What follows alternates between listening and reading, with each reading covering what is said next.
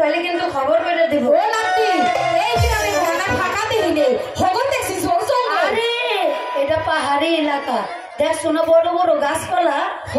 অন্ধকারে আমাকে দুইটা মহিলার খুব রিক একটা ধরে নিয়ে যাবেন আপনি তাড়াতাড়ি যাবেন।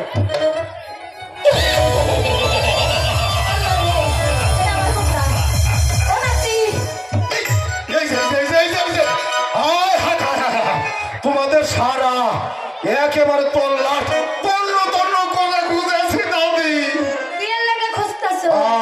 বুঝতে পারছো না আমাদের প্রাসাদে এক লোককে সাপে কেটে মেরে ফেলেছে। তাড়াতাড়ি চলো। এবারটাই তো বড় খারাপ ভালো না মিথ্যা কথা কইতেছ। একেবারে এই যে আমার সব সে কই, এই যে মাটি সে কই, তাড়াতাড়ি এসো।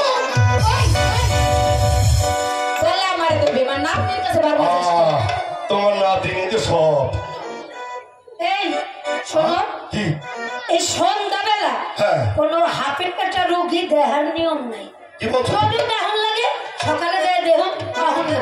বুঝতে পারছি লোকটা কেমন নির্ঘাত মারা যাবে। আরে মারা গেলে তো আমাকে কিচ্ছু করণের নাই, কারণ উস্তাদের নিষেধ আছে। আমার সমস্ত প্ল্যান প্রোগ্রাম ভঙ্গ হয়ে যাবে। এই আমার পাওনাটুকু আজ আমি আদায় করে নেব। আমার মাথা নষ্ট হয়ে গেছে, আমি শুধু চাই ওই জোছনা।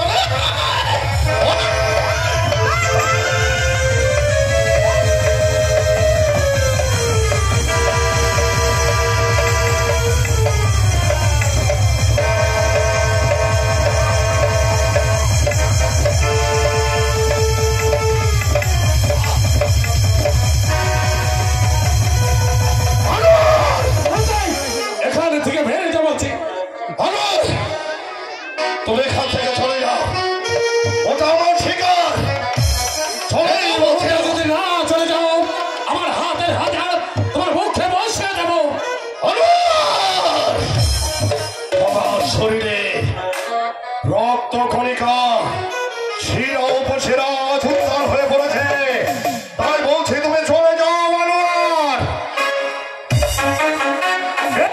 দেখা যাক কার আমাদের কতটুকু শক্তি আছে।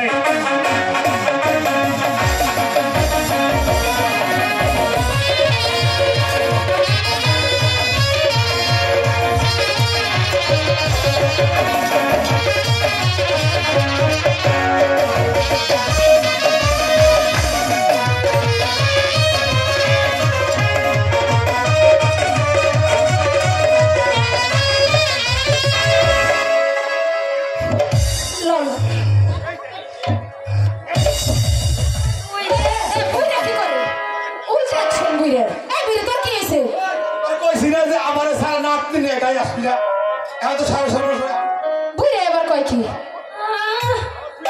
আমার বাহাদুরি দেখাইতেছে, আসল বেলায় এখন এসে খুব গরম দেখাইতেছে। এ বুঝে তুই এই জীবনে কোন দিন গাওয়ালে গেছিস?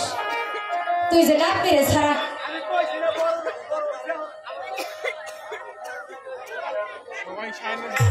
আচ্ছা যা তোমার নাম কি? আমার নাম হচ্ছে জোৎস্না। বাহ, খুব সুন্দর নাম তো। তোমরা কোথায় থাকো? আমরা থাকি ওই লক্ষা নদীর তীরে। লক্ষা নদীর পাড়ে এই ভর সন্ধ্যাবেলায় বড় মাঝি এভাবে একা চলতে নেই। চলো তোমাদেরকে বহরে এগিয়ে দিয়ে আসি।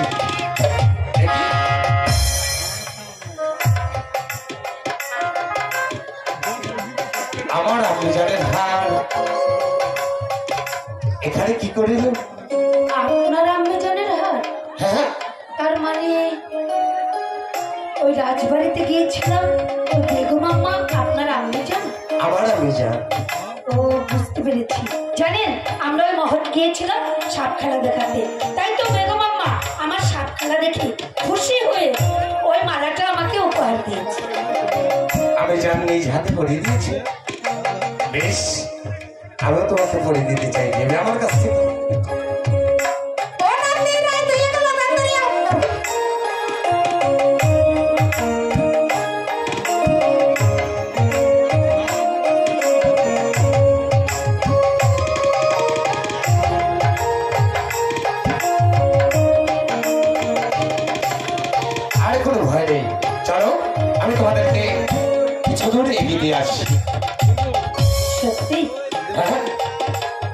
চলো।